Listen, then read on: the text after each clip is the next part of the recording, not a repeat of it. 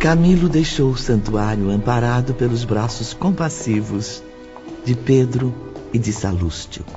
As recordações do meu passado criminoso e os sofrimentos chocaram-me profundamente, Ivone. Estava abatido, traumatizado, sentindo-me doente. Venha conosco, Sr. Camilo. Será encaminhado ao atendimento médico imediatamente. 2 iniciados espirituais faziam o plantão do dia, pois muitos internos também ingressavam ali, sob as mesmas condições de Camilo. Bondosamente recebido, logo o encaminharam ao Dr. Roberto de Canalejas. Boa tarde, meu amigo. Vejo que está muito fraco. É urgente que receba agora um tratamento magnético. Enfermeiros, a partir de amanhã, Camilo deverá estar sob vigilância psíquica especializada. Sim. Mantenham-me informado. Sim, senhor. Após alguns dias, de volta à realidade, sentia-me completamente lúcido, refletindo com maturidade sobre o meu destino. Camilo chegava a uma única conclusão, para que pudesse algum dia sentir-se plenamente reabilitado. Reencarnar. Sim, Ivone. Renascer ainda outra vez. Sofrer dignamente o testemunho da perda da visão material. Realizar o contrário do que fiz, isto é, amar meus semelhantes, proteger, auxiliar, servir ao próximo, utilizando todos os meios lícitos e generosos ao meu alcance. Um dos grandes incentivos oferecidos aos internos eram as reuniões de moral e arte. Esses encontros, no decorrer do tempo, assumiram um papel especial. Nos parques da cidade, cuja extensão não conseguimos até então avaliar, existiam recantos portadores de uma beleza inconcebível a um ser humano. Eram habitações em que a arquitetura, como a arte decorativa, ultrapassariam toda e qualquer obra artística da Terra. Miniaturas de cidades ou povoados lindos, com lagos graciosos, cercados de flores perfumadas, templos consagrados ao cultivo da literatura e das artes em geral, sobretudo da música e da poesia. Esses ambientes serviam de alívio aos aprendizes, auxiliando o despertar de seus dons espirituais. Numa agradável conversa com Irmã Doris, ela dizia: Tem razão, Camilo. A poesia e a música são mesmo as artes preferidas pelos iniciados espirituais. Muitos dedicam-se também à arte de criar réplicas exatas, legitimamente ornamentadas até a veneração. E como são capazes de concebê-las, Irmã Doris? São construídas fluidicamente sob as influências do amor e do bem. Inspiram-se, como pode notar ao longe, nas paisagens da peregrinação de Jesus sobre a terra. Cenários sugestivos e atraentes dos primeiros acordes da palavra cristã. Será que poderia algum dia conhecer esses cenários de perto? Certamente, meu irmão. Convide seus amigos. Poderemos visitá-los juntos amanhã pela manhã. Como combinado, no dia seguinte, Camilo, Belarmino, João e Irmã Doris encontravam-se no parque. Acompanhe-me. Seguiremos agora os passos do Cristo de Deus.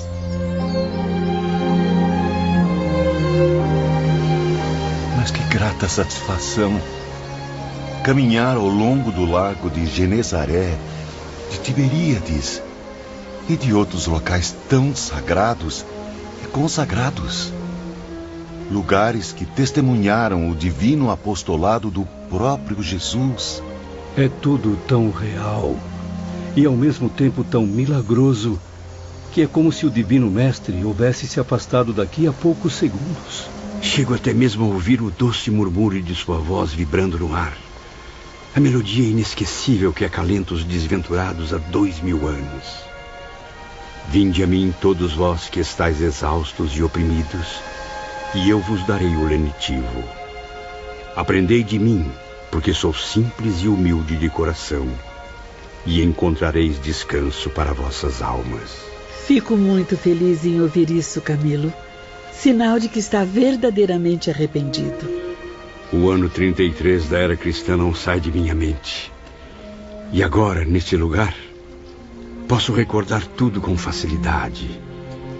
Quando, com o madeiro ao ombro, paciente, humilde, resignado, corajoso, o Messias galgava a encosta rumando ao Calvário, enquanto eu berrava diabolicamente exigindo o seu suplício. Venham, meus caros. Visitemos outras paisagens. Reparem que à entrada de cada um desses locais há o distintivo da Legião dos Servos de Maria, além do nome das servidoras que os imaginaram e realizaram. E qual seria a razão disso, irmã Doris? Esqueceu-se, João, de que tudo isso é realizado pela mente feminina do nosso instituto? Horas depois, Belarmino conversava com a jovem Rita. Ah, como as reuniões artísticas iluminam meu espírito. É impossível não me envolver, não absorver ao menos um aprendizado, um exemplo memorável. Sim, professor. E sempre haverá exemplos de lutas, vitórias e reabilitações. Tudo magistralmente ensinado por seus mestres e mentores espirituais. Ou pelas caravanas visitantes que descem até nós, para contribuir com nosso conforto e progresso. Porém, minha jovem, e quanto a você, as próprias damas da vigilância, ou até mesmo outras figuras destacadas de nossa colônia, por acaso também não viveram dramas intensos? Não haverão de nos esclarecer algum dia com os próprios exemplos? Belarmino estava certo. Meses depois, obtivemos permissão para conhecer outras histórias comoventes, até então mantidas em segredo. Era o irmão Teócrito quem nos informava. Os dramas que conhecerão em breve, meus filhos, servirão como exemplo e advertência, muitos até como modelo a ser imitado. E eles não são mais do que a narrativa que esses nobres espíritos farão das lutas experimentadas para o progresso. Estamos desde já muito honrados com mais esse privilégio, irmão Teócrito. Mas lembrem-se de que tudo servirá como estudo e aperfeiçoamento. Depois serão convidados a opinar, fazer observações, comentários morais e artísticos sobre o que aprenderam. Assim, perceberão o inevitável. Só o ser humano é capaz de aprender a desenvolver em si mesmo os valores espirituais ocultos nas profundezas da alma.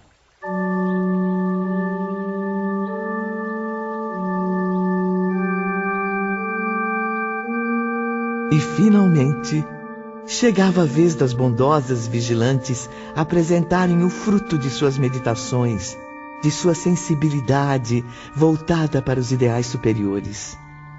Na data marcada, os aprendizes alvoroçados dirigiram-se aos locais criados pelas afetuosas amigas. Rita de Cássia foi a primeira. Ela própria veio ao internato requisitar nossa presença, conduzindo-nos à sua residência, onde então entramos pela primeira vez. Sejam bem-vindos, meus irmãos. Este é mais que meu lar aqui no mundo espiritual. É meu santuário, concebido sob a pura inspiração familiar. Entrem, sentem-se, por favor. Imaginei e recriei tudo detalhadamente, através da saudade daqueles que foram meus pais na terra. Os quais, certamente, a devem ter amado muito, minha amiga. Ora, mas é claro, João.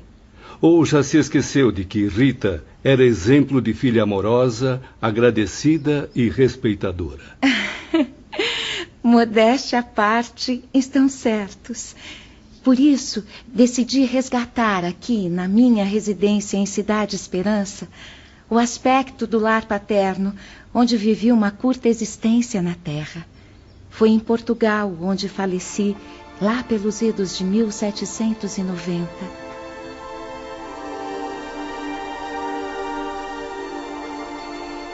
Entardecia suavemente. a jovem Rita recepcionava um pequeno número de convidados naquela tarde. Somente seus alunos, alguns amigos mais íntimos e os espíritos iniciados, cuja presença seria indispensável. Entre os amigos, notamos com satisfação a presença de Carlos e Roberto de Canaleiras, Joel Stil e Ramiro de Guzmán. Por aqui, meus queridos, vamos conhecer o jardim.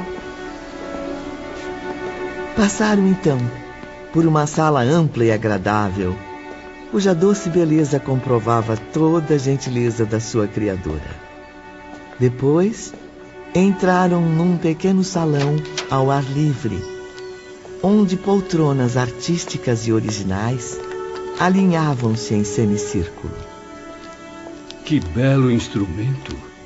Jamais havia visto um assim na Terra. Realmente uma obra de arte. O tom dourado parece vindo direto do firmamento. Perdoe-me o atrevimento, irmã Rita, mas do que trata este belo livro luminoso ao lado da harpa? Acomodem-se, meus amigos. Fiquem à vontade. Este livro, na verdade um álbum, Camilo, é a mais recente coleção de minhas composições poéticas. Mas que maravilha! Então, por gentileza, dê-nos a honra de conhecermos sua arte.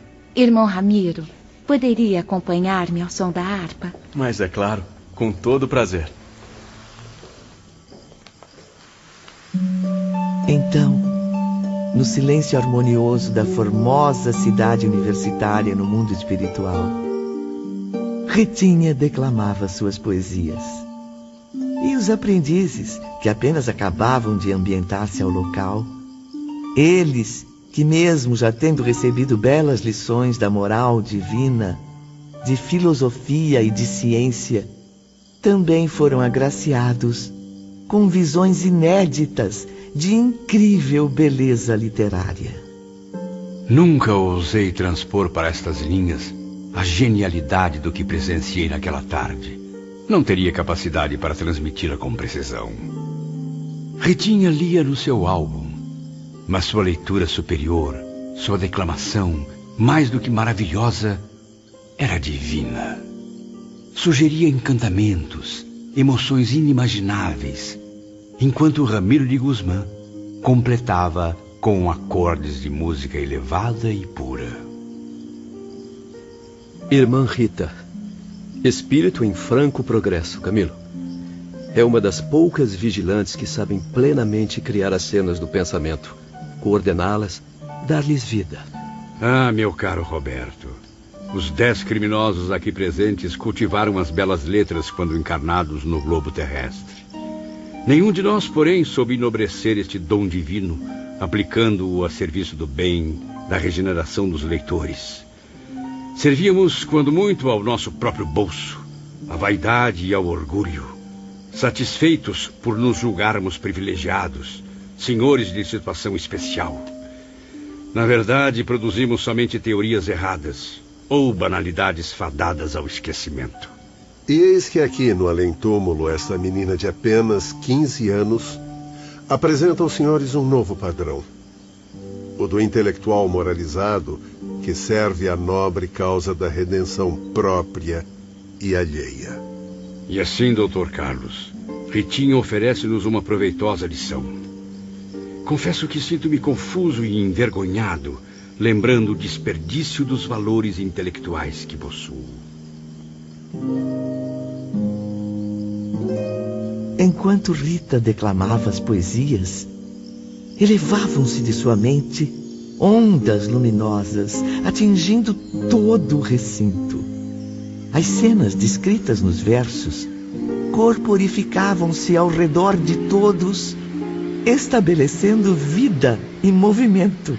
E aos poucos, Ivone, tivemos a sensação encantadora de estarmos presentes em todos os cenários e passagens, assistindo a tudo como testemunhas privilegiadas.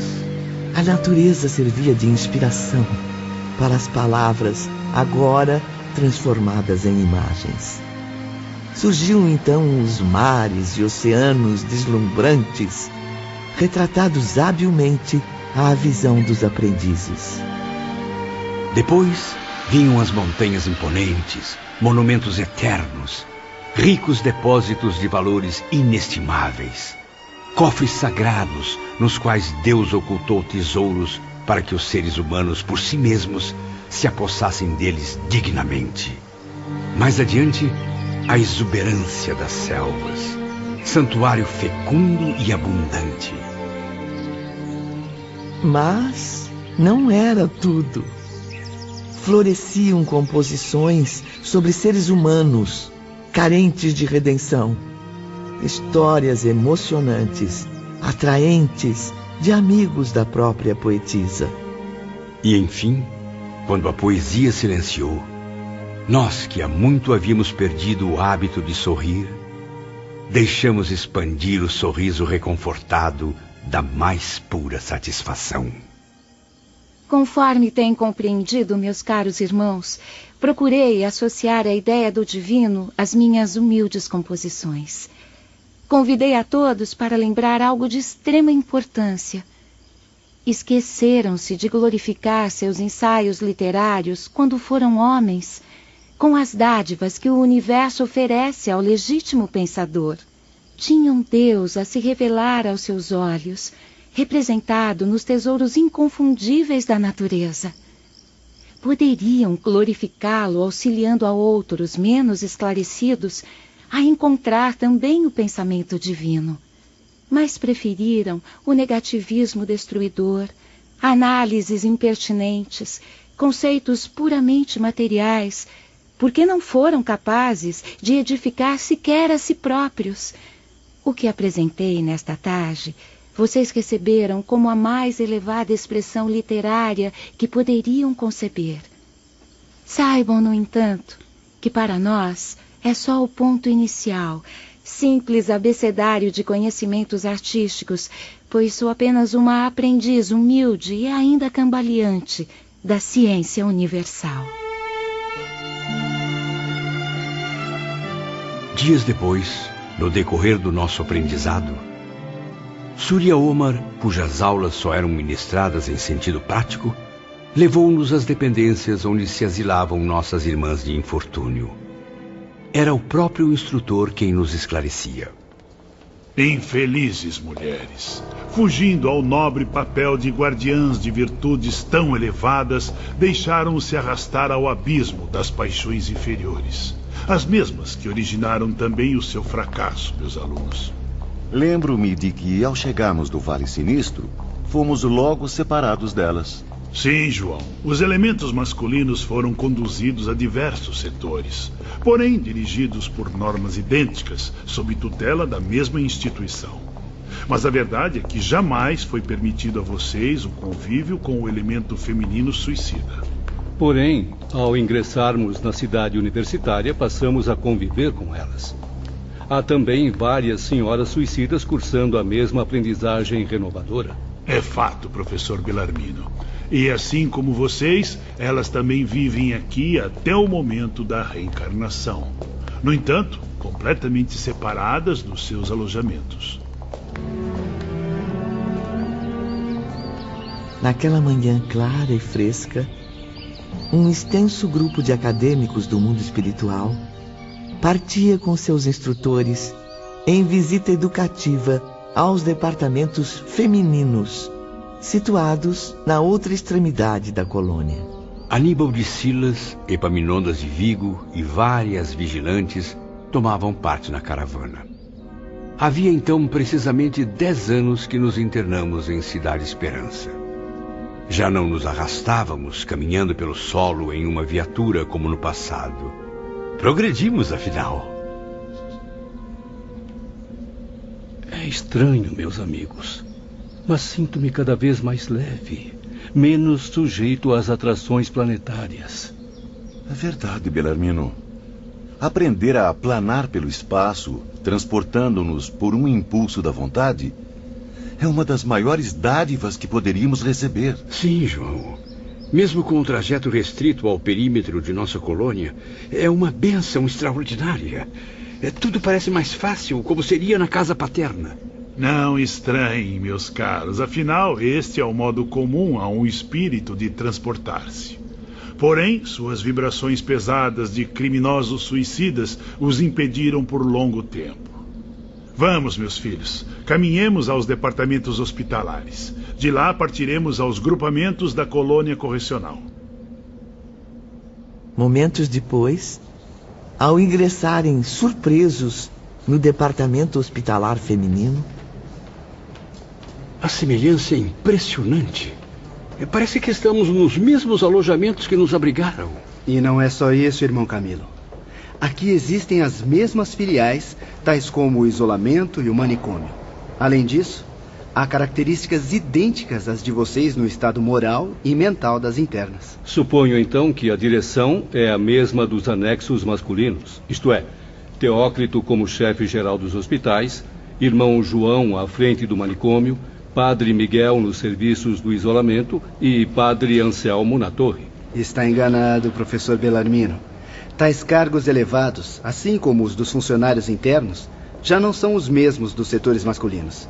Aqui são ocupados por nossas irmãs, cujos méritos nada ficam a dever aos nobres dirigentes. Com o tempo, quanto mais estudávamos as existências daquelas pobres almas, confirmávamos uma verdade irrefutável.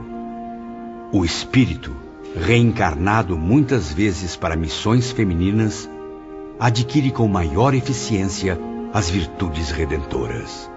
E isso o engrandece moralmente em menos tempo. Comprovaram também outro fato inesquecível. As funcionárias das aldeias femininas possuíam qualidades morais e espirituais bem mais elevadas do que as dos doutores de Canalerras, Joel Steele, irmão Ambrósio e muitos outros. A equipe clínica, como podem notar, é a única representante de atividades masculinas a exercer tarefas aqui. Ainda assim, eles são sempre discretos, apenas percebidos nos curtos minutos em que operam. Venham, precisam conhecer um espírito muito especial. Atendendo ao pedido de irmão Teócrito, Aníbal conduziu os visitantes ao gabinete da vice-diretoria feminina. Boa tarde, meus amigos. Boa tarde. Sou Hortência de Queluz. Fico muito feliz em receber a todos em nossas instalações. Hortência aparentava 30 anos de idade e irradiava uma singular beleza fisionômica. Era um espírito em equilíbrio, com os pensamentos eternamente voltados ao bem. Junto a ela, a presença confortadora de Irmã Doris. Encaminharei os amigos primeiramente, conforme orientação de seus instrutores, a um dos mais trágicos alojamentos do nosso instituto. Ali testemunharão cenas impressionantes, efeitos inesperados em torno de nossas infelizes irmãs delinquentes. Será oportuno recordar, meus irmãos, outro fato angustiante. A mulher, em sua grande maioria na Terra, ainda não chegou a compreender o verdadeiro motivo pelo qual reencarna como mulher. Habituado a tratamento e julgamento inferior através dos séculos, o elemento feminino acabou por acomodar-se à inferioridade, sem ânimo para elevar-se da desonra que suporta. Tanto nos dias atuais como no passado, a mulher vive em prol do elemento masculino, inferiorizando-se, descrendo dos ideais redentores, e diminui-se mais ainda quando julga equiparar-se ao homem, por imitar suas ações com as paixões e atos desonrosos. Irmã Doris está certa. Daí as desgraças que vêm sobrecarregando a mulher. Observem então com os seus próprios olhos. Seus instrutores saberão o que apresentar para a lição do dia. Em seguida, chegavam ao manicômio. Sejam bem-vindos. Sou Vicência de Guzmán, irmã de Ramiro. Respondo hoje pelo expediente na ausência de irmão João. Pois muito bem, estão agora entregues à bondade de irmã Vicência. Ela foi autorizada a conduzir os senhores a outros recintos, sobretudo os interditados às visitas comuns. Irmã Doris ainda permanecerá em sua companhia. Boa tarde e boa sorte, meus amigos. Boa tarde. Obrigado. Amável e delicada, a jovem religiosa levou-nos a um pátio de enormes dimensões, pitoresco e agradável, para o qual estendiam-se numerosas janelas. Qual a razão das grades nas janelas, irmã Vicência? Ali estão as câmaras secretas, João. Ou melhor, as celas individuais onde se debatem espíritos de mulheres suicidas. Criaturas totalmente desequilibradas, atacadas pela mais abominável demência. Ficamos sem palavras, impressionados com as vibrações emanadas daquele ambiente. Mesmo assim, estávamos interessados, até mesmo confusos, recordando os momentos do Vale Sinistro. Compreendendo o interesse, a própria religiosa esclareceu nossas dúvidas. Cheguem mais perto, aproximem-se das janelas. Venham, podem examinar o interior. São as suicidas que apresentam maior grau de responsabilidade no crime e que por isso mesmo carregam maior tendência de prejuízos para o futuro. Elas enfrentam situações cruéis através do tempo, que requisitarão séculos e séculos para serem curadas. Estas infelizes, meus caros irmãos, deixaram-se escravizar por complexos sinistros, os quais se desdobram em sequências desastrosas. Moralmente, é como se naufragassem no lodo, cada vez mais, misturando-se à lama, degradando-se em busca da liberdade.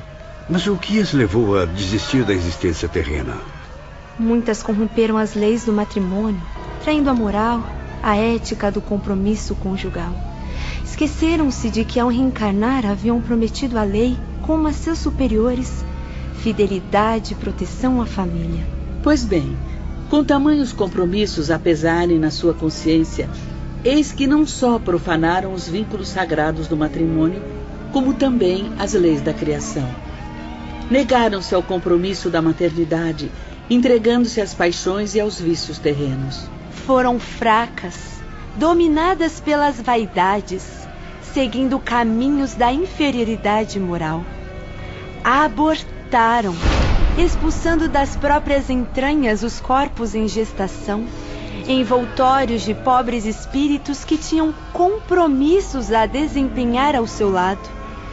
Almas que precisavam urgentemente renascer, a fim de progredirem no seu ambiente familiar e social. E o que é mais grave, cometiam o delito depois que o novo reencarnante já se ligava ao organismo em preparação, ao feto, portanto. Ou seja, estavam cientes do que faziam, cometiam infanticídios abomináveis. Acontece que ao fim de tantas e tão graves loucuras, estas mulheres deixaram prematuramente o corpo, morrendo elas próprias, vítimas dos vergonhosos ultrajes cometidos contra a natureza divina. Outras desencarnaram depois de lutas humilhantes, após extinguirem em si mesmas as fontes sublimes da reprodução humana. Adquiriram como sequência natural enfermidades lastimáveis, infecções repulsivas que muito as perturbaram. Pertencem a todas as classes sociais terrenas, meus irmãos. Mas aqui se nivelam por idêntica inferioridade moral e mental. Das classes elevadas, porém, ocorre o maior contingente. Pobres almas sofrerão estágios nos mundos inferiores por 2 ou 3 séculos. E até mais. Aproximem-se, meus alunos. Não permitam que o temor e a comoção atrapalhem o aprendizado. Olhem bem para estas tristes figuras. Oh, Senhor Deus misericordioso, como podem existir tais monstruosidades sob a luz sagrada do universo que criaste? Que formas repugnantes se apresentaram, então, diante de nossos olhos de espíritos em busca da redenção? Como poderia a mulher, criatura iluminada e linda, rodeada de encantos, humilhar-se tanto moralmente para chegar a resultados tão deploráveis. O que víamos então ali seria mulher? Ou por acaso um monstro primitivo?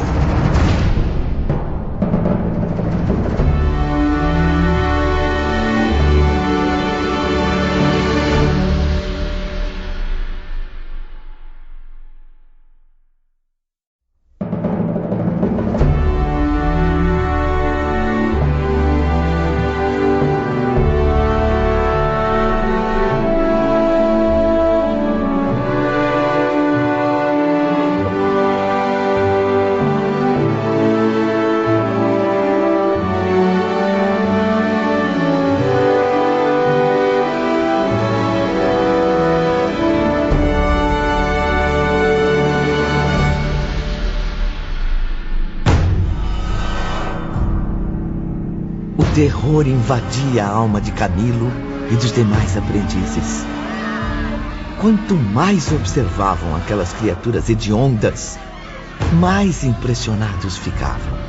Víamos ali, Ivone, bem mais que monstros primitivos. Eram vultos trevosos, desgrenhados, envolvidos em farrapos.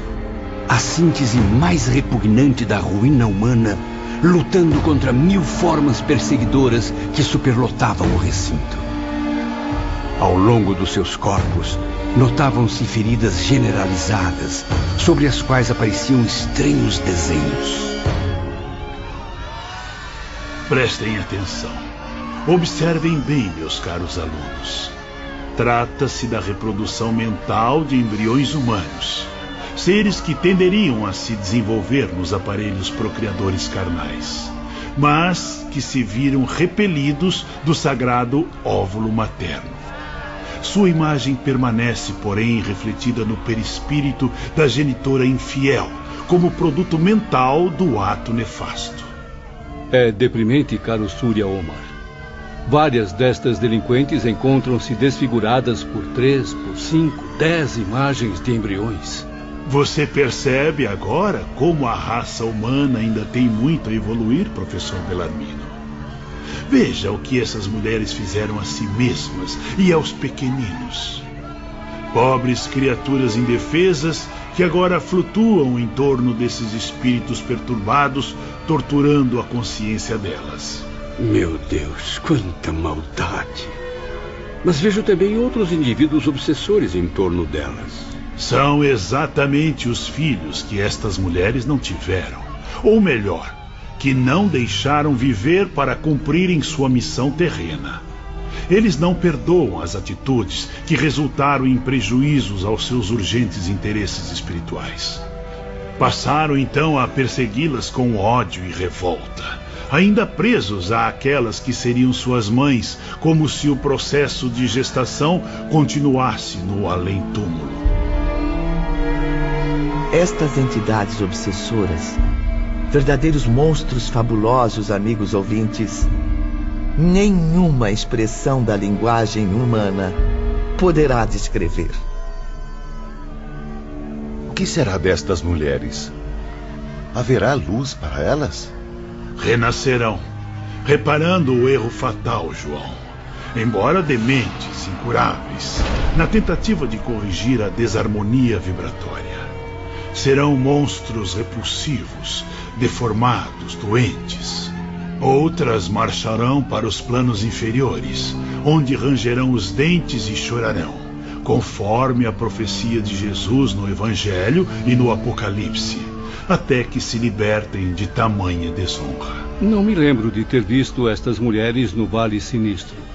O estado em que se apresentam não seria próprio de locais como aquele? Supõe, por acaso, que todos os criminosos serão obrigados por força da lei a permanecer numa única região do invisível? Ou ignora que também se arrastam pelo planeta Terra, cultivando vícios com os quais se afinavam antes mesmo de desencarnarem? Seu inferno não se estabelece antes nos remorsos da própria consciência? Não, Bellarmino, não estiveram no Vale Sinistro. Porém, totalmente harmonizadas com as trevas, foram envolvidas em ondas vibratórias maléficas, permanecendo assim até agora. E assim mesmo, prosseguindo para o futuro. E até quando sofrerão esse tormento, professor? Até que expiações duríssimas, existências férteis, em prol do bem legítimo, venham livrá-las do mal que as escravizou.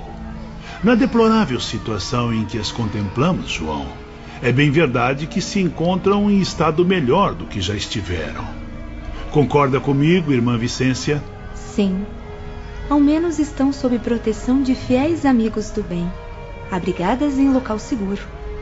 Aqui certamente não serão importunadas pelos parceiros adquiridos na prática do mal, tampouco por inimigos, obsessores espirituais terríveis, que há muito seguiam seus passos. Enfim, meus caros, elas reencarnarão tal como se encontram, pois não estão em condições de escolher nada voluntariamente.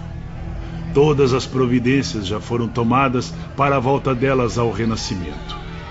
As circunstâncias nas quais se envolveram são insolúveis no além-túmulo.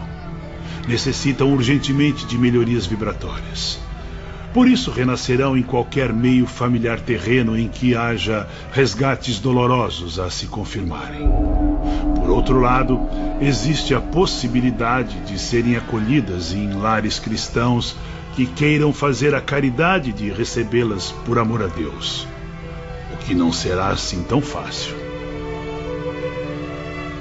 Tudo o que foi testemunhado pelos aprendizes veio a comprovar uma grande e esplêndida verdade. A mulher é tão responsável quanto o homem espiritualmente, em face da grande lei. Entretanto, descobrimos ainda no departamento feminino uma seção inexistente nos parques residenciais masculinos. É o internato das moças, espécie de centro educacional para jovens suicidas. Tal dependência existe tanto no parque hospitalar quanto em Cidade Esperança, meus amigos. Isso faz com que elas não tenham contato com os demais casos femininos. Aliás, Rita, do manicômio jamais saíram espíritos para os cursos desta academia. Raras também foram as que vieram do isolamento. Em geral, esses contingentes são pequenos e, tal como ocorre com os homens, partem do hospital matriz.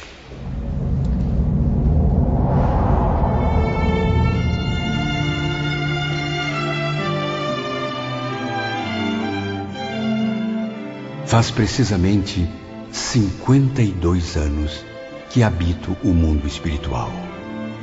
Tendo-o atingido através da violência de um suicídio, ainda hoje não alcancei a felicidade, nem a paz interior. Durante todo esse período, tenho adiado voluntariamente o dever de renascer no plano físico-material, envolvido em um novo corpo. Aprendi muito durante este meio século em que permaneci internado nesta colônia correcional, sob a orientação da Mãe de Jesus. Mesmo desfrutando o convívio confortador de tantos amigos devotados, tantos mentores zelosos, derramei inúmeras lágrimas, enquanto muitas vezes o desânimo tentava deter os meus passos. Aprendi, porém, a respeitar a ideia de Deus, o que já era uma força vigorosa a me proteger, auxiliando-me no combate a mim mesmo. Trabalhei bastante, esforçando-me diariamente durante 40 anos em contato com lições sublimes. Lutei pelo bem, guiado pelas mais sábias entidades. Agi tanto nas esferas espirituais como no plano material, onde contribuí para que a tranquilidade voltasse a iluminar vários corações maternos. Orei à beira de berços e valas, para que em muitos rostinhos infantis, lindos e graciosos, o sorriso despontasse novamente depois de dias e noites de febre. No coração de jovens desesperados, pude colocar a chama da esperança, desviando-os do desânimo que os levaria aos mesmos abismos que conheci, cometendo o crime do suicídio. No entanto, jamais me senti satisfeito e tranquilo comigo mesmo. A recordação dolorosa de Jacinto de Ornelas, infelicitado por mim com a cegueira incurável, ainda é constante, requisitando de meu futuro a mesma penalidade, ou seja, a cegueira. Sim, já que a prova máxima de ser cego foi anulada por mim diante da primeira oportunidade. Há muito tempo eu deveria ter voltado à reencarnação. E para isso, o que foi justo aprender nas academias da Cidade Esperança, concederam-me generosamente.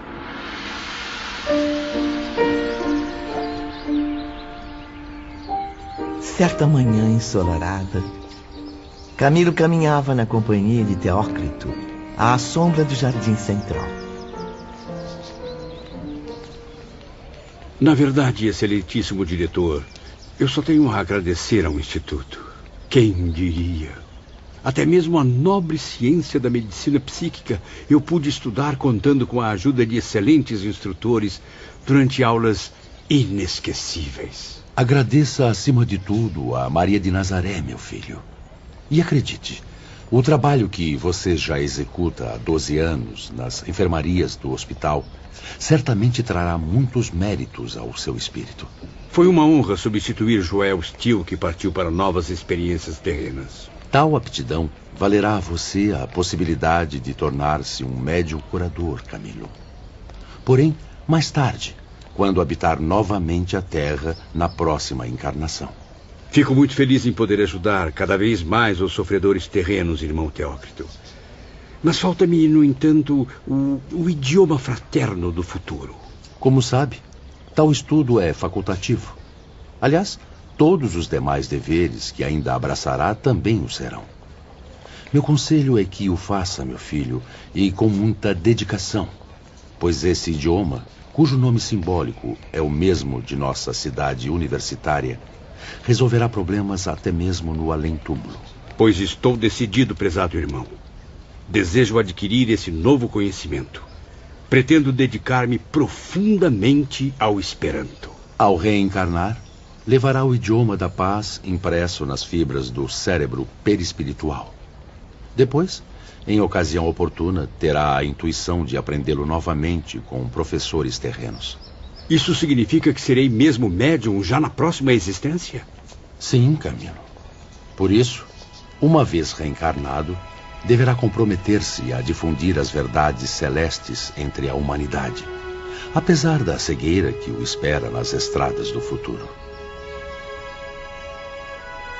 Nos dias seguintes, Camilo meditou profundamente na conveniência de um idioma universal entre os homens e os espíritos.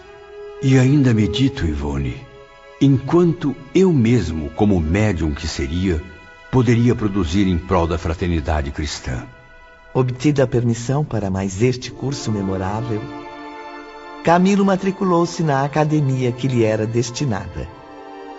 E logo veio o primeiro dia de aula. A escola não era simplesmente um edifício a mais na extensa avenida acadêmica.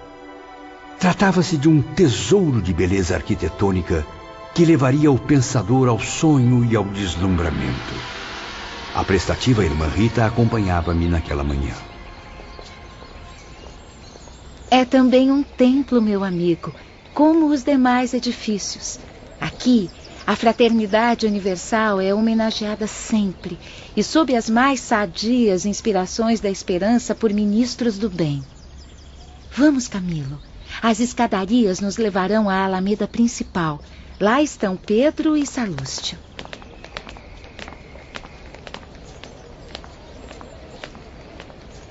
Bom dia, meus jovens. Bom dia, senhor Camilo. Bom dia, irmã Rita. Como representantes da direção universitária, fizemos questão de vir receber o amigo.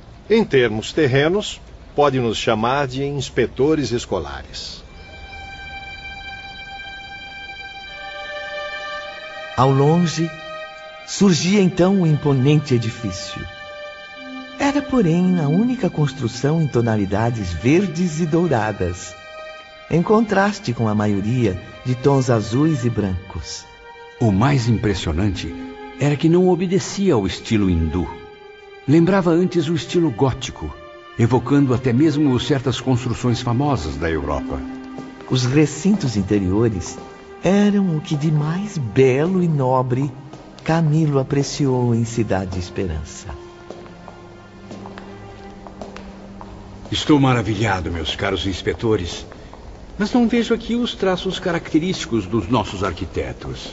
Seus olhos não mentem. Trata-se de uma filial da grande Universidade Esperantista do Astral, com sede em outra esfera mais elevada. Dela se irradia inspiração para suas dependências do invisível, até mesmo da Terra, onde já se inicia movimentação em torno da nobre causa entre intelectuais e pensadores de todos os povos. E quem são os diretores? Também iniciados em doutrinas secretas? Os diretores são neutros, tanto na Terra como no além, em matéria de conhecimentos filosóficos ou crenças religiosas. São renovadores por excelência, idealistas a lutarem por um estado melhor nas relações sociais, comerciais, culturais e muitas outras que tanto interessam à humanidade. O próprio Victor Hugo, que você já conheceu nas reuniões das artes, além de outros grandes intelectuais da Europa, adere fervorosamente ao movimento.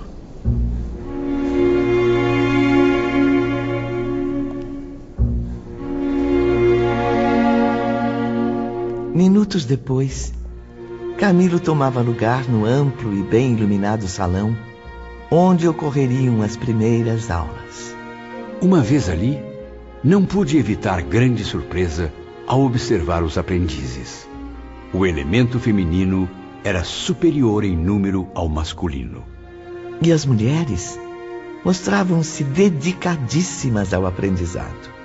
Afinal, lhes traria conforto não só às suas mentes, como também aos corações. E isso, Ivone, certamente proporcionaria conforto a elas em situações críticas, soluções de problemas com os quais venham a se deparar no trajeto das reparações futuras. Assim como nas aulas de Aníbal e Epaminondas, as lições de Esperanto também ofereciam exemplos das civilizações terrenas. Seus problemas, muitos até hoje não resolvidos, e seus mais graves impasses, foram analisados em imagens exibidas numa espécie de cinematógrafo.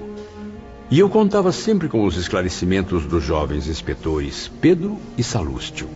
Na aula de amanhã, Sr. Camilo, o tema será a multiplicidade de idiomas e dialetos. Uma das grandes desgraças que assolam a humanidade. Complicando até mesmo o futuro espiritual da raça humana. Afinal, no próprio mundo invisível, luta-se contra dificuldades motivadas pela diferença de linguagem. Fiquei profundamente impressionado com a aula de hoje, meus jovens. Foram expostos diversos detalhes, obstáculos desanimadores nas relações entre os países, os povos e os indivíduos. Tudo foi magistralmente examinado, desde as primeiras civilizações até o século XX, que eu próprio não alcancei no plano material. Não desanime, meu amigo. Ainda receberá ensinamentos sobre a solução dos mesmos casos, a remoção das mesmas dificuldades. Enfim, a aurora de um franco progresso, Camilo. E tudo sobre o alicerce de um idioma que será patrimônio universal, assim como a fraternidade e o amor, unindo ideias, mentes, corações e esforços para as mesmas conquistas, a difusão da cultura em geral, a aproximação dos povos e a felicidade das criaturas.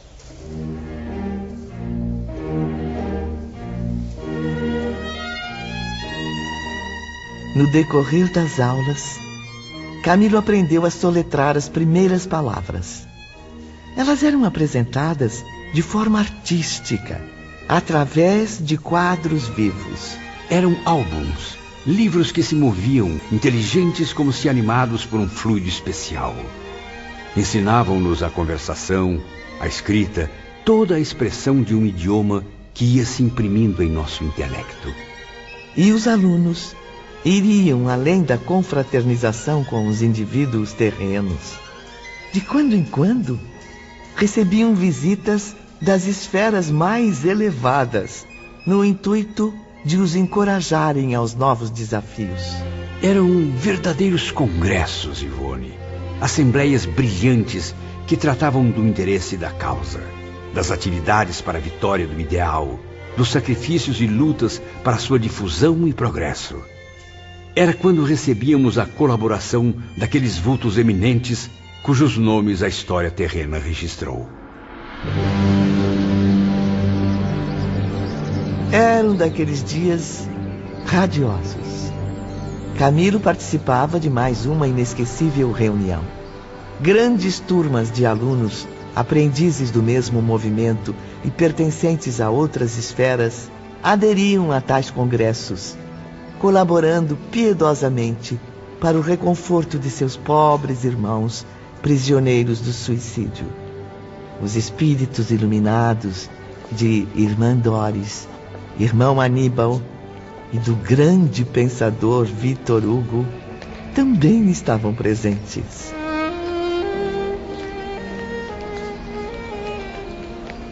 Alegre-se, Camilo. São dias festivos na Cidade Esperança.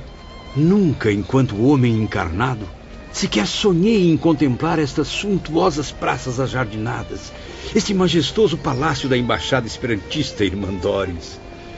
Após várias décadas no mundo invisível, confesso que às vezes sinto-me num sonho, um pesadelo sem fim, com breves momentos de alívio como este, nos quais caminho sobre estes tapetes de relva cetinada, repleta de azaleias coloridas. Pois então, bem-vindo aos Jogos Florais, Camilo. Torneios perfeitos de arte clássica, nos quais sua alma se deixará transportar ao ápice das emoções gloriosas da pura majestade do que é belo. Vamos, meus amigos. Os bailados já estão começando.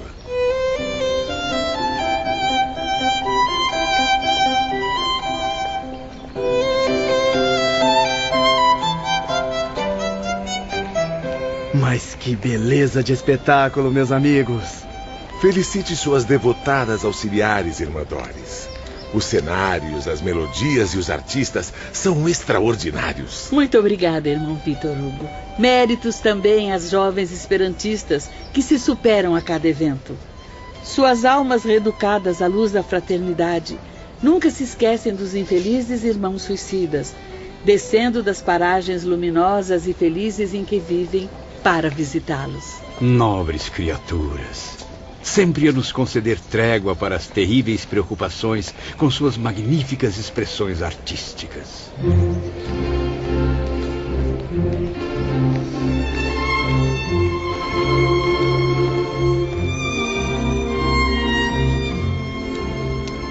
Então a beleza do espetáculo atingia o indescritível, quando deslizando graciosamente pela relva, pairando no ar como libélulas multicoloridas, as formosas artistas iniciavam suas apresentações. É a tradução perfeita da arte de Terpsícore, a deusa da dança. São jovens bailarinas que viveram na Grécia.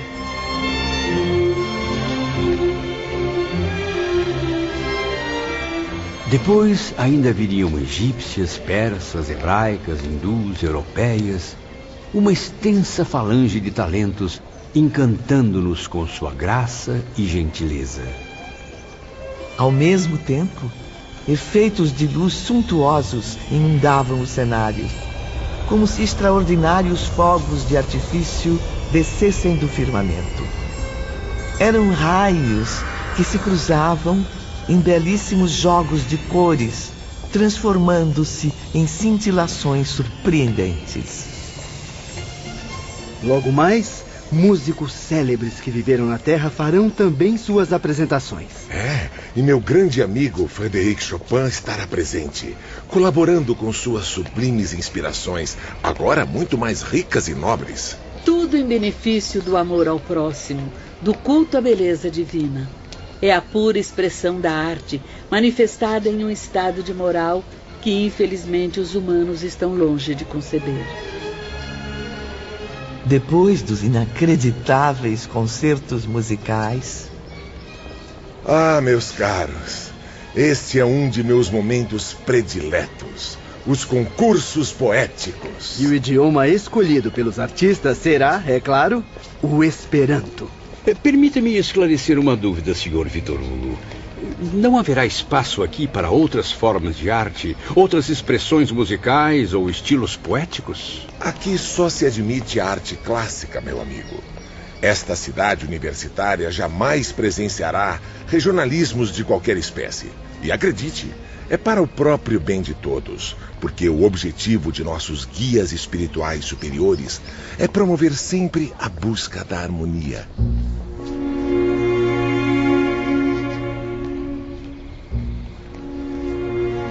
Muito bem, Camilo. Está na hora de retornar ao internato para o repouso noturno. As vigilantes o acompanharão. Estou emocionado, meus irmãos. Agradeço a todos do fundo do meu coração. Minha alma se empolgou profundamente diante de tamanho esplendor. Não se admire, Camilo. O que viu é apenas um esboço, o início da arte no além-túmulo. Trata-se da expressão mais simples da beleza, a única que sua mentalidade poderá alcançar por enquanto.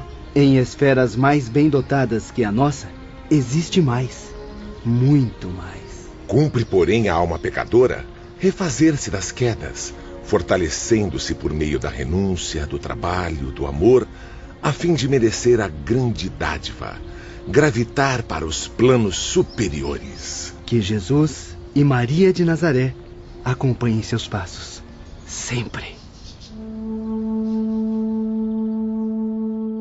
No dia seguinte, Camilo encontrava-se a sós com Teócrito no gabinete da direção-geral. Prezado irmão Teócrito, o sentimento do dever leva-me a pensar seriamente na urgência de retornar à Terra. Devo me harmonizar definitivamente com a ciência da verdade que acabo de distinguir durante meu estágio nesta colônia. Que assim seja, meu filho. Não deverá mais permanecer na Cidade Esperança. Isso agravaria suas responsabilidades. Ficaria estacionado, o que é incompatível com o que acaba de estudar e aceitar. Certamente, irmão Teócrito. Seria um erro grave dilatar por mais tempo a reparação que devo a mim mesmo, bem como a lei do Todo-Poderoso.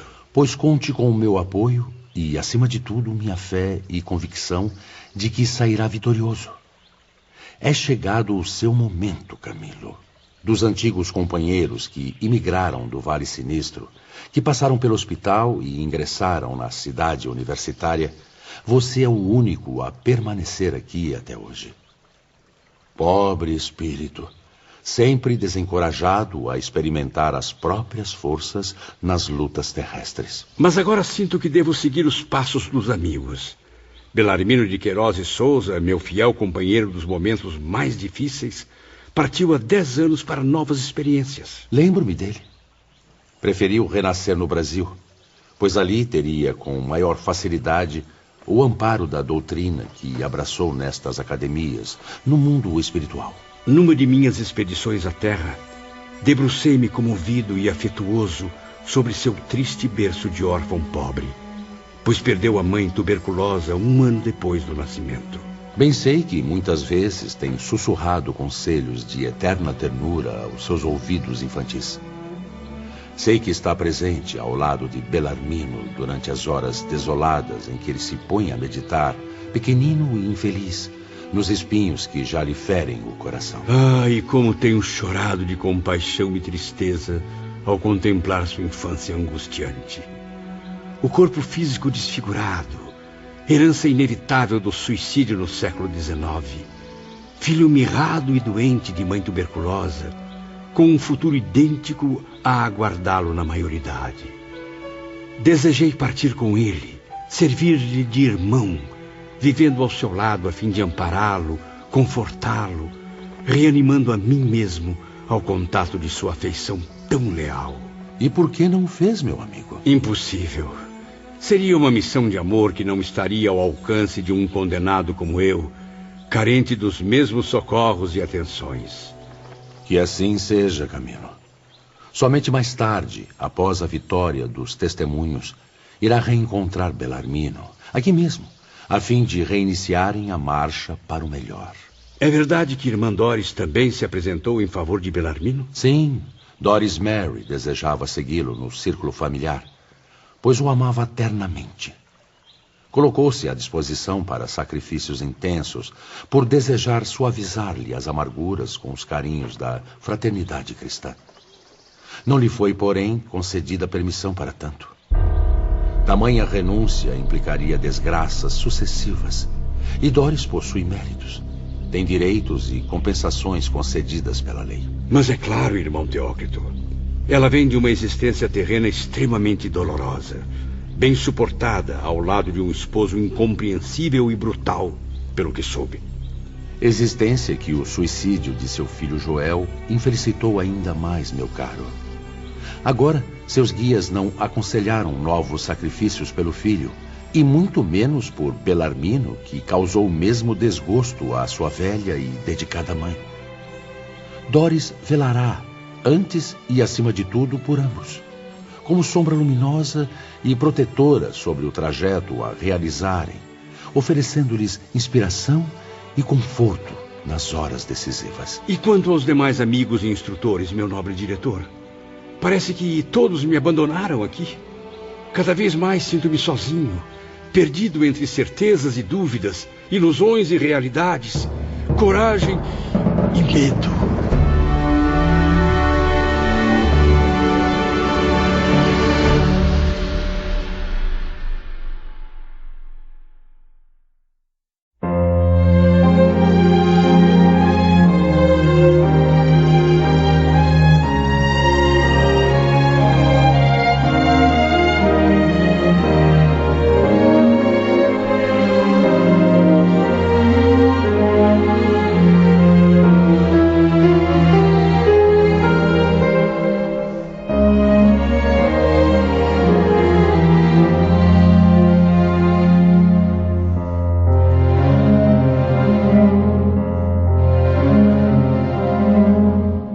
Camilo sentia-se só.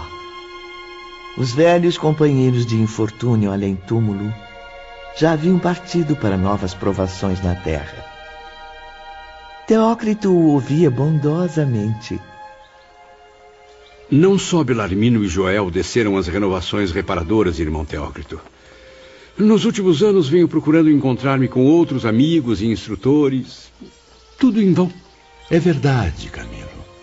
João de Azevedo e Amadeu Ferrari também voltaram ao dever de renovar as experiências fracassadas. Mas já partiram à terra ou ainda continuam no recolhimento?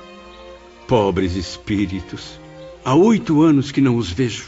Amadeu, vítima de desgostos e remorsos inconsoláveis, nem mesmo terminou o curso preparatório conveniente.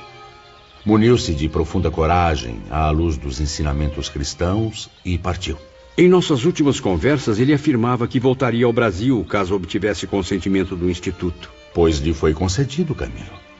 E ainda o autorizamos, como também nos havia solicitado, a retornar numa condição muito difícil, muito humilde.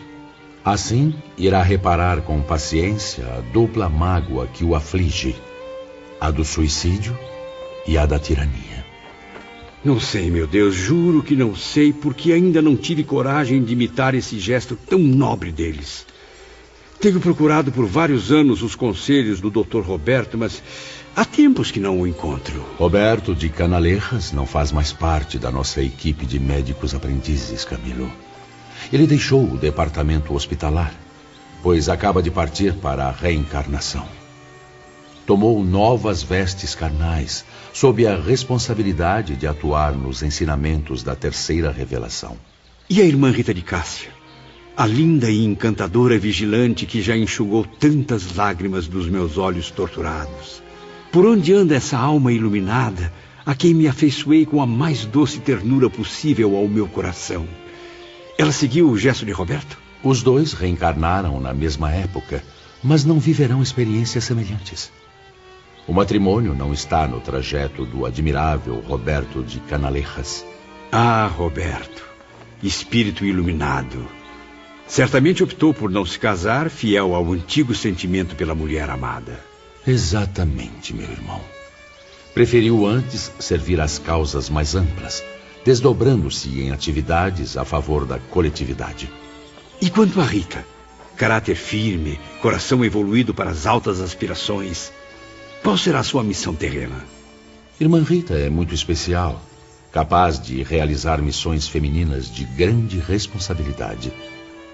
Decidida como nunca, pediu e obteve permissão para casar-se com Joel Steele.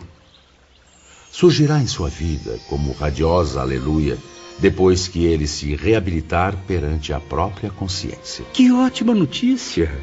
Afinal, Rita e Joel se amam. Percebi isso bem cedo. Merecem ser muito felizes sob a lei do Todo-Poderoso. E assim será, Camilo. Pois o Senhor dos mundos e das criaturas, na imensidão de sua bondade, permite à alma arrependida tais compensações. Rita será na terra, como foi no espaço, a vigilante amorosa e gentil que, no círculo familiar terreno, se rodeará de almas ainda carentes de amparo. E se bem a conheci, irmão Teócrito, ela irá confortá-las, reanimá-las afetuosamente, ao mesmo tempo em que, através de virtuosos exemplos, as impulsionará para a vitória.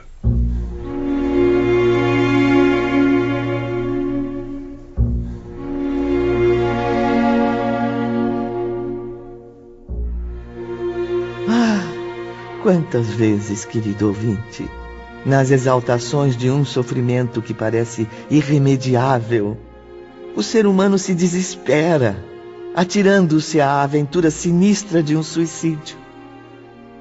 Por que tanta ansiedade, quando num curto espaço de tempo encontraria a solução para o seu problema, o auxílio da providência com o conforto de que carecia? Faltou-lhe a paciência, porém, a calma necessária para refletir e esperar a melhoria da situação. Por isso, com o suicídio, um abismo de trevas, em séculos de lutas e provações, originou-se para o seu destino, ensinando que convém à criatura ser forte e paciente na adversidade. E nunca, jamais, entregar-se à revolta e ao desespero que não servem a nada. No amplo dormitório do internato de Cidade Esperança, onde habito desde o início de 1910, só existem novatos. Às vezes, uma profunda amargura vem afligir a minha alma. Como alguém que, vivendo na Terra muitas décadas, se visse excluído da presença dos amigos e familiares mais queridos. É como se eu fosse um ancião, sozinho no mundo, contemplando as ruínas que a ausência dos seres queridos que já se foram cavaram em torno de sua velhice. Torno-me assim incompreensível, intolerável no conceito dos jovens que agora povoam os meus dias. Os leitos dos velhos amigos passaram a ser ocupados por outras entidades. Espíritos que, mesmo afinados por princípios idênticos, não estavam tão ternamente unidos pelas alianças forjadas no tempo. Este era o tema da conversa entre Camilo e Ramiro de Guzmán. Compreendo como é duro conviver com tantos indivíduos e, ao mesmo tempo, sentir-se tão só. Tudo nesse ambiente deve trazer profundas recordações à sua mente, não, Camilo? Veja, meu caro Ramiro. Ali está a janela de balaústres bordados que tantas vezes abrigou as alegrias e tristezas de Belarmino. Ao amanhecer, ele se debruçava no seu peitoril para saudar a alvorada e comungar com o alto por intermédio da prece. Aqui, a mesa simples em que ainda posso ver inclinado o triste vulto de João de Azevedo, estudando as atividades convenientes ao seu caso no plano material. Ânimo, meu amigo. Procure pensar nos velhos companheiros com vibrações positivas. Lembre-se de que, se já não estão mais aqui, é por uma causa nobre. A gloriosa luta pelo progresso. Eu tenho consciência disso e procuro elevar minhas orações nesse sentido. Mas nem sempre é possível escapar das recordações. Olhe bem, ao longe, à nossa direita, sob as sombras das árvores do parque, os bancos em que meus velhos amigos e eu nos divertíamos, falando das esperanças que acendiam novas energias em nosso íntimo. Contemplo esses pequenos detalhes e mal consigo conter as lágrimas. Isso se chama saudade, Camilo.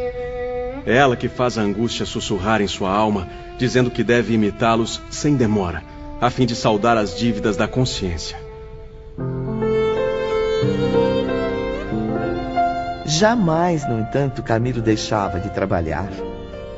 Procurava serenar o coração entristecido ao lado dos conselheiros, cumprindo a tarefa de servir aos sofredores, como relatava Carlos de Canalejas. Como sabe, divido-me entre as tarefas do hospital e outras várias ao meu alcance, tanto na superfície do planeta como no perímetro de nossa colônia. E o faz muito bem, Camilo. É a melhor maneira de afastar as tristezas e preparar-se para o grande testemunho. Por mais que tente, Dr. Carlos, não consigo livrar-me do juízo que faço de mim mesmo. Juízo daquele que perdeu o valor, que tende a cometer novos erros, agravando voluntariamente as responsabilidades que já lhe pesam. A verdade é que não passo de um parasita a ocupar locais que melhor caberiam a outro. Não diga isso, Camilo. Tudo o que conquistou até agora neste instituto foi por mérito próprio. Você tem o direito de estar aqui. É inútil tentar, meu caro doutor. A vergonha fica estampada em meu rosto sempre que pelas ruas da cidade deparo-me com Aníbal de Silas, Epaminondas de Vigo e Súria Omar. Sim, professores que há muito me dispensaram de suas aulas até que eu possa provar dignamente os valores adquiridos. E para isso, só me resta a experiência do Renascimento. Todos confiam em você, Camilo. Todos. Agora é a sua vez de acreditar no que aprendeu com eles. Sorriem para mim bondosamente e contemplam-me com interesse, Dr. Carlos. Mas os olhares que me dirigem são como flechas de fogo, questionando a minha consciência. Por que ainda não se animou ao cumprimento do dever? Carlos de Canalejas e Ramiro de Guzmán passaram a oferecer nobres conselhos a Camilo. E foi num encontro com o chefe da seção de Relações Externas que ambos se lembraram do jovem Dr. Roberto. Ah, como aprendi com as palavras de Roberto. Quem sabe um dia não terei a honra de ouvir a história dramática de Leila, o grande amor de todas as suas existências. Pois saiba que ele, antes de partir para a reencarnação, pediu que eu me aproximasse de você. Recomendou ainda que não me esquecesse de narrar tal história, a saga de um amor poderoso, mas que trouxe tanta dor àqueles corações. Camilo servia sob a assistência frequente de Ramiro, o que proporcionou a ele realizar muitos trabalhos na esfera terrestre. Sob sua orientação, visitei vários amigos do passado que agora habitam novos corpos carnais. Há cerca de 2 meses regressei de um estágio de 12 semanas no Brasil, onde ocorreram fatos inesquecíveis. Camilo e Ramiro de Guzmán chegaram à tumultuada São Paulo, a maior cidade brasileira. No entanto, não se dirigiram às ruas movimentadas, nem aos bairros aristocratas. Partiram para as áreas mais miseráveis da grande metrópole. Lembra-se de Mário Sobral? Pois iremos visitá-lo agora. Veja, lá está ele, Camilo. Meu Deus, não. Oh, pobre Mário, o que foi fazer a você mesmo? Camilo não se conteve. Entregou-se ao pranto à beira do leito humilde, no qual via repousar o corpo mutilado de Mário Sobral, o infeliz amante e assassino de Eulina. Compreendo sua tristeza, meu amigo. Esta habitação miserável, construída em frágeis tábuas de pinho e velhas folhas de zinco, é a expressão da mais terrível miséria de alguns brasileiros. Pobres almas, a que cruel provação tem que se submeter? É a pena que deverão cumprir para a reconstrução sublime de si mesmos, meu amigo. Infelizmente, Ramiro, devo reconhecer. Este é também o único lar conveniente à reencarnação de um antigo boêmio que viveu movido pela vaidade. Sim, e que pelos antros da vadiagem, pela infâmia dos bordéis, dilapidou a herança paterna. Dinheiro tão honrado e adquirido com tanta dificuldade nos trabalhos campestres.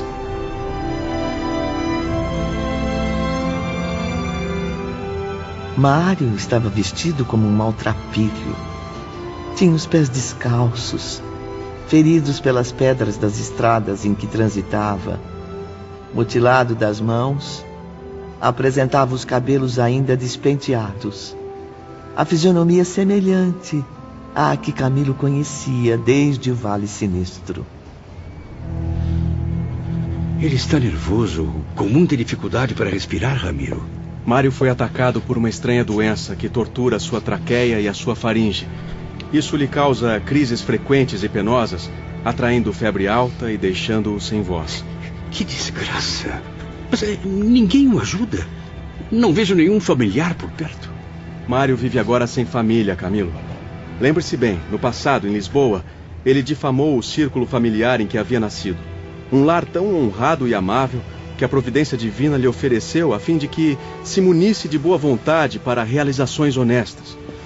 E não soube aproveitar-se dignamente do que dispunha. Agora vejo que vive pobre, miserável, mesmo faminto, porque não foi um guardião fiel dos bens materiais que o céu lhe confiou. Ao contrário, Camilo, desperdiçou-os, valendo-se deles para alimentar suas perversões mundanas. Mário habita nesta vida o corpo de um iletrado, uma vez que, universitário em Coimbra, na existência passada, não utilizou para nenhuma finalidade nobre a rica cultura intelectual que adquiriu. Tornou-se um homem inútil, imoral e desumano, sem jamais ajudar seus semelhantes. Naquele momento, Ivone, eu não via mais à frente de meus olhos apavorados aquele Mário Sobral inteligente, cujo farto vocabulário encantava os companheiros de enfermaria. Observava somente um mendigo infeliz que estendia súplicas à caridade alheia. Ramiro, no entanto, tentava esclarecer minha mente angustiada com sua confortadora sabedoria. Compreendo suas lágrimas, Camilo. Mas deve-se ater às circunstâncias que levaram Mário Sobral a esta terrível condição. Meu Deus! É a ruína social reduzida ao mais baixo nível que já pude testemunhar. Não exagere, Camilo.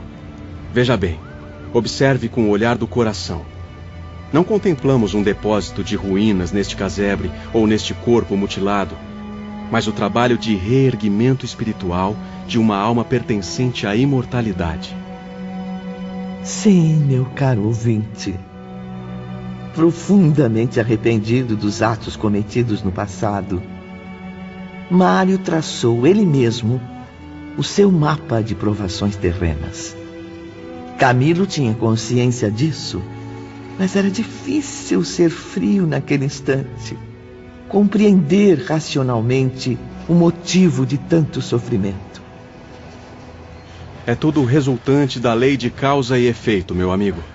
Lembre-se de que Mário cometeu suicídio por enforcamento, o que explica a origem dos males que ele sofre agora, com imensas dificuldades para respirar. Certamente, Ramiro, tanto a doença mental quanto a enfermidade na faringe são repercussões desse ato brutal. São a prova de que todo este lamentável presente é obra do seu próprio passado, e não um castigo proveniente de um juiz impiedoso e vingativo. Mas quanta ruína, quanto desespero! Oh, Deus Pai! Você diz que o que vê são apenas ruínas, Camilo. Pois bem, destes escombros tão cruéis, despontará para Mário Sobral a alvorada de novos progressos. Recuperando-se neste ambiente, ele estará saldando a dívida que o atava às torturas do remorso. Assim, alcançará a reabilitação perante si mesmo e as leis que infringiu. Mas como? Vivendo aqui abandonado à mercê da caridade das criaturas humanas? Engana-se. Por acaso Mário Sobral não é, antes de tudo, aprendiz da legião dos servos de Maria? Sim, ele se encontra ainda registrado no Hospital Maria de Nazaré, mas... Então deve recordar que esta encarnação é o tratamento conveniente a casos graves como o dele. A nova experiência terrena será como uma poderosa cirurgia, que o levará bem cedo à convalescença.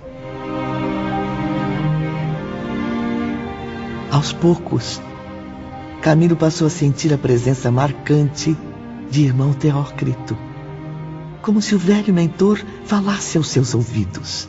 E as palavras daquele espírito iluminado esclareceram ainda mais as minhas angústias diante da trágica situação.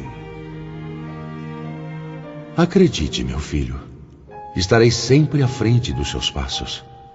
Vigilantes e enfermeiros do hospital, como do departamento a que você pertence, assistem Mário Sobral carinhosamente, velando por ele como um enfermo grave. É claro, irmão Teócrito.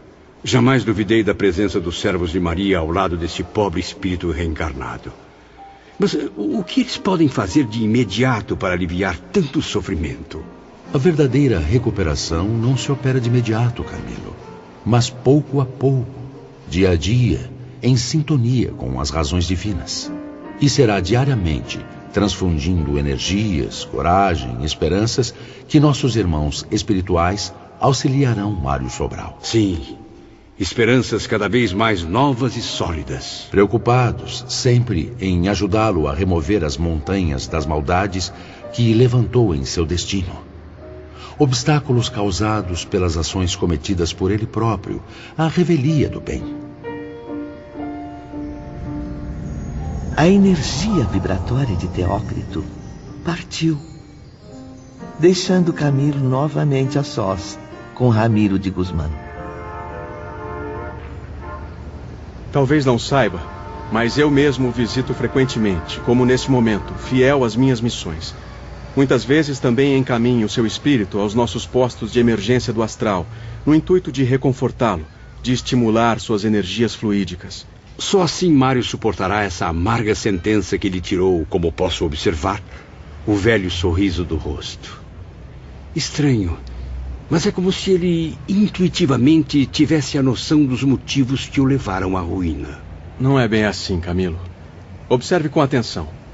Perceba como ele apresenta sinais de melhora. Sua alma já consegue antever o sorriso de uma conformidade que vem construindo o caminho para a vitória. Mas como Mário consegue viver momentos felizes em meio a tanta desgraça? Mário Sobral sente-se mesmo feliz, pois nas profundezas da consciência existe a certeza de que assim, exatamente como vê, está cumprindo o sagrado dever de cidadão imortal. E tendo na mente esta convicção, seu destino será afinar-se com a lei do bem e da justiça universais. Ramiro de Guzmán sobrepôs as mãos translúcidas na testa fervente de Sobral, transmitindo fluidos que suavizassem sua dificuldade respiratória. Enquanto isso, Camilo concentrou-se respeitosamente, clamando à Mãe de Jesus. Oh, governadora amorosa de nossa legião, concedei alívio a este mísero companheiro das minhas antigas desventuras. Deus nos propicia caminhos de glórias, meu caro amigo, em lutas fecundas entre lágrimas e oportunidades de redenção. E no trajeto, concede aos penitentes arrependidos compensações que frequentemente não estarão à altura de apreciar. Entardecia lá fora, e o sol esplendoroso do Brasil aquecia o ocidente com seus raios dourados. Dentro do casebre, momentos depois, Ramiro virou-se para um ângulo sombrio. Era um canto escuro que eu não havia examinado, Ivone, preocupado que fiquei com o sofrimento de Mário reencarnado. E lá estava uma figura feminina, humilde e silenciosa, velando o doente enquanto costurava remendos em roupas rasgadas. Vê esta pobre mulher, Camilo? Sim. Não poderá sequer avaliar o excelente trabalho de redenção que, sob as vistas do nosso Mestre Jesus, se opera nos disfarces desta alma. Noto que possui um profundo olhar de arrependimento, tão ou mais marcante do que o do próprio Mário Sobral. Tem razão, Camilo. É uma alma tão arrependida quanto a de Mário, a viver aqui entre os espinhos da pobreza extrema, de lutas tão árduas quanto dignamente suportadas. Ao lado da porta de entrada, a única existente naquele domicílio tão pobre, ela procurava um pouco de claridade que a auxiliasse no trabalho de costura. Foi então que identifiquei uma mulher negra, pobremente vestida, porém asseada, aparentando cerca de 50 anos.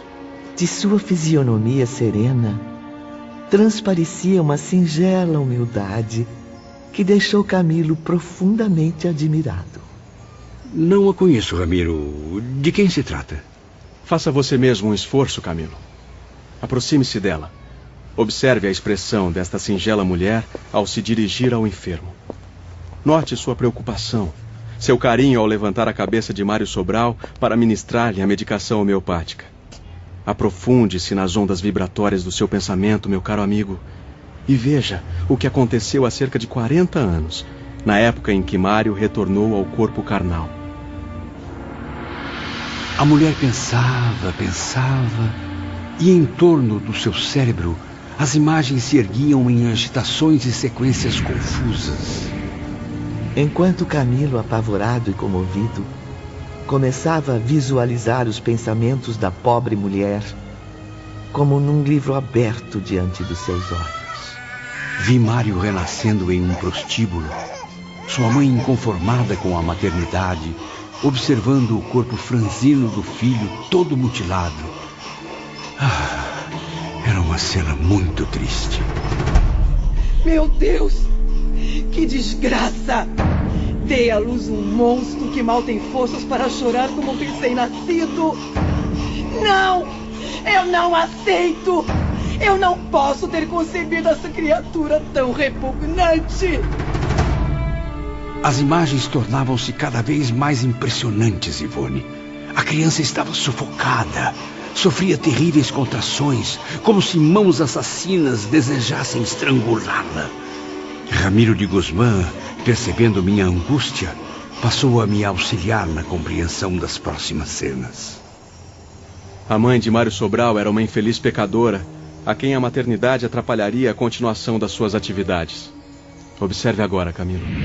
É o dia seguinte ao parto. A jovem meretriz caminha apressadamente, levando o pequeno rejeitado no colo. Veja, está se aproximando de uma pobre lavadeira. Você mesma. Venha cá. Pois não, senhora. Senhora não. Senhorita. Ora, mas que belezinha esse pequenino. Eu serei bastante franca e direta. Está interessada em ficar com a criança? Mas como? Sinto muito, não tenho condições. Como pode ver, sou muito pobre. Vivo com muita dificuldade. Confio em sua força de vontade. Além disso, eu prometo a você, desde já, uma boa gratificação mensal pelos serviços prestados. A bondosa operária acabou consentindo, visando não apenas ao acréscimo do rendimento para sua desprovida bolsa, mas principalmente obedecendo aos impulsos caridosos do seu generoso coração. Sim, Camilo. Independentemente da baixa condição que ocupava no plano social, a caridosa lavadeira cultivava uma alma elevada. Sabia que a adoção daquele frágil ser, rodeado de trágicos resquícios do passado e perspectivas desoladoras no presente, seria certamente um destino traçado por Deus. Acompanhe agora, meu amigo, a comovente imagem do enjeitado sendo recebido na humilde choupana. Repare como a bondosa lavadeira procura amá-lo como se fosse sangue do seu sangue. Quem é aquela menina que trabalha no riacho à frente da cabana? É a filha desta mulher iluminada. Tem 10 anos e, como pode ver, muito pensativa e trabalhadora. Coopera com a mãe nas tarefas difíceis de cada dia. Em seguida, Camilo pôde contemplar, passo a passo, a forte afeição criada entre a menina e o irmãozinho que o destino lançou em seus braços. Para auxiliar o esforço materno, ela passou a criar pacientemente o desgraçado enfermo, dedicando-se durante 40 anos a essa nobre missão. Ao fim da emocionante sequência de imagens, eu era capaz de compreender claramente a poderosa ligação entre estes dois espíritos, enquanto Ramiro concluía. Agora, Camilo, 15 anos após a morte da mãe, ela continua a viver aqui, neste casebre onde estamos, completamente a sós com o irmão adotivo. Há muito tempo não recebe a gratificação prometida pela meretriz irresponsável, mas mesmo assim prossegue fiel à sua digna missão. Trabalha dia e noite para que o desventurado irmão tenha de pedir esmolas pelas ruas o menos possível. Camilo aproximou-se da mulher e, num gesto de agradecimento, pousou a mão sobre a sua cabeça. Que Jesus a abençoe, minha irmã, pelo muito que faz pelo pobre Mário, a quem sempre conheci tão sofredor. Talvez ainda não tenha adivinhado quem está aí, encoberta neste corpo sofrido, desdobrando-se em atividades cristãs a serviço do próprio reerguimento espiritual. Desculpe-me, Ramiro, seria alguém que conhecemos? Nós nem tanto, mas Mário Sobral a conheceu profundamente. Esta nobre mulher é a reencarnação de Eulina.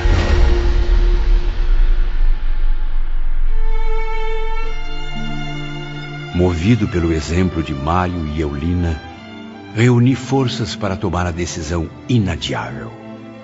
Deixei a atmosfera terrestre e parti na noite seguinte para o departamento de reencarnação, a caminho do recolhimento.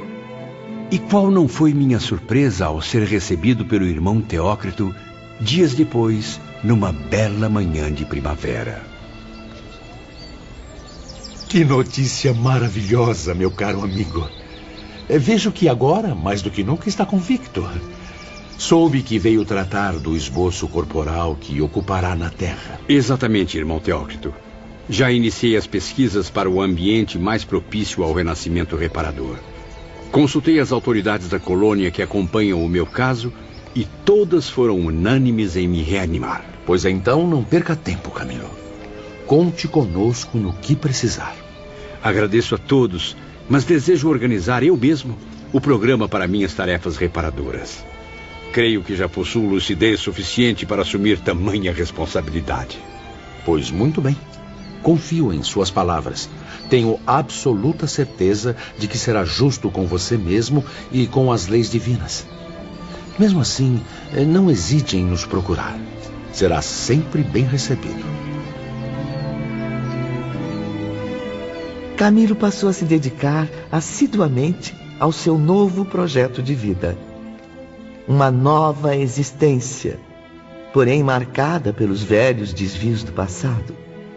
No entanto, mesmo bastante esclarecido sobre o que haveria de realizar na nova etapa terrena, o nobre escritor acabou consultando os experientes mentores. E então, Camilo, a que conclusão chegou? Ficarei cego aos 40 anos, Aníbal. Porém, cegar irremediavelmente, como se as órbitas vazias de Jacinto de Ornelas se transferissem para minha face. Não há como negar, meu nobre amigo. Após 3 séculos de expectativa, meu espírito continua apavorado diante da justiça divina. É por isso que peço inspiração e auxílio aos meus amigos queridos aqui do mundo espiritual. Ainda bem que nos procurou, Camilo. Sob a luz de Maria de Nazaré, certamente ajudaremos seu espírito a equilibrar nova programação terrena com os dispositivos da grande lei. No entanto, somente após sua internação no recolhimento é que as informações subirão para a aprovação do templo. Muito obrigado, nobres amigos. Que Jesus, nosso divino mestre, os auxilie a iluminar meus passos, guiando-me na senda do dever, inspirando-me nas horas decisivas. Acredite, Camilo. Estaremos sempre aqui como protetores incumbidos da sua guarda enquanto durar seu estágio neste generoso instituto. Padre Anselmo, Olivier de Guzmán, Mary Steele, todos os nossos instrutores e irmãos mais abnegados estarão sempre a orar pelo seu sucesso. O departamento hospitalar acompanhará a evolução do seu próximo envoltório carnal. Nossos médicos o assistirão desde a fase embrionária, no sagrado cofre genético, até os últimos instantes da agonia, isto é, da separação do seu espírito do fardo carnal. O fardo que carregarei para a recuperação do tempo perdido com o suicídio. Já definiu a idade física na qual se dará sua libertação espiritual? Sim, irmão Epaminondas. Minha volta à pátria espiritual ocorrerá aos 60 anos de idade. Terei, portanto, 20 anos de cegueira, tempo no qual olharei só para dentro de mim mesmo. Período em que deverei realizar um trabalho fértil e glorioso de autoeducação, a fim de domar o orgulho que ainda não se extinguiu do meu ser. Tenha fé, meu irmão. Deus estará sempre vigiando sua estrada rumo à reabilitação. Estou certo disso, Aníbal. Porém, frequentemente sofro com o receio de uma nova queda, de me esquecer dos deveres e tarefas a cumprir. Força, Camilo! Levará para essa batalha sólidos elementos de vitória, adquiridos no longo estágio nesta colônia. Por isso mesmo será bem pouco provável que a sua vontade se corrompa. Basta lembrar-se sob todas as circunstâncias da sagrada reeducação que recebeu aqui.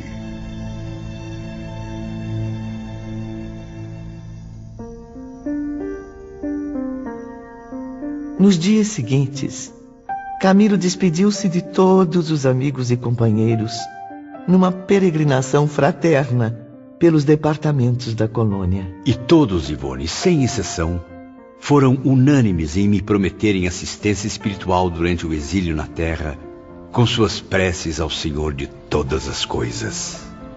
Às vésperas da partida, Camilo teve uma extraordinária surpresa. Numa tarde de céu azul celeste, o espírito da inesquecível irmã Rita deixou a esfera terrestre e foi visitá-lo na colônia espiritual, sob a luz dos últimos raios de sol. Que a fé em Deus e no menino Jesus o acompanhe eternamente, meu querido irmão. Sentiremos muitas saudades. Sinto-me também prematuramente saudoso deste suave reduto, minha jovem. Recanto abençoado que me abrigou por tanto tempo e onde adquiri tantos e preciosos esclarecimentos. Além de ter adquirido também outra grande dádiva, companheiros fiéis, que jamais se esquecerão do que também aprenderam com você, Camilo. Eu soube que há alguns dias uma verdadeira romaria de amigos percorre o internato a fim de visitá-lo. Ah, irmã Rita, quanta alegria! Chefes de seção, enfermeiros, vigilantes e até psiquistas e instrutores vêm me abraçar, felicitar-me pela resolução tomada. E muitos virão, trazendo ainda, cheios de bondade e estímulo, votos de vitória e aquisição de méritos. Não tenho dúvidas, minha amiga.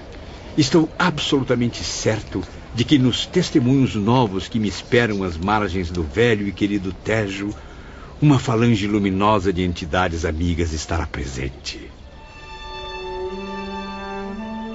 No dia seguinte, ofereceram a Camilo uma pequena festa de despedida e outra surpresa confortadora o esperava. Exatamente, minha cara Ivone. Através dos nossos possantes aparelhos de visão à distância, pude contemplar pela primeira vez a formosa mansão do templo na plenitude da sua intraduzível beleza. Assisti assim a uma assembleia de iniciados espirituais, ouvi os seus discursos sublimes, inspirados nas mais altas expressões da moral, da filosofia, da ciência e da verdade de Deus. Ah, meu querido amigo, Posso ver e sentir agora, através das suas vibrações, o que vivenciou naquele momento inesquecível. No santuário, onde se reuniam, lá estavam os 12 mentores responsáveis por toda a colônia, unidos para o solene momento da prece. Então observe, Ivone. Reveja agora comigo, através dos olhos da mente, a paisagem arrebatadora daquele mágico vilarejo. Recanto onde eu só poderia entrar novamente após o retorno da encarnação que me esperava. Sim, Camilo. Posso ver nitidamente a sucessão de residências, os vastos bosques floridos, iluminados por delicados tons de azul, e o sol. Ah, que bela visão! O brilho do astro-rei, tornando o horizonte incrivelmente dourado. Naquele instante, não pude conter-me. As lágrimas inundaram meu rosto. Ao mesmo tempo, aquela majestosa visão permanecia impressa na consciência, enquanto a minha alma murmurava a si própria: coragem, peregrino do pecado, volte ao ponto de partida e reconstrua o seu destino. Virtualize o seu caráter aos embates redentores da dor educadora. Sofra e chore resignado, porque suas lágrimas serão a fonte bendita na qual irá confortar sua consciência sedenta de paz. Deixe que seus pés sangrem entre os espinhos e as dificuldades das reparações terrenas. Que suas horas se envolvam no escuro manto das desilusões, calcadas de solidão e angústias. Mas tenha paciência e seja humilde, lembrando-se de que tudo isso é passageiro. Tende a se modificar com a sua readaptação às leis que infringiu. E aprenda, de uma vez para sempre, que é imortal e que não será pelos desvios do suicídio que a criatura humana encontrará o porto da verdadeira felicidade.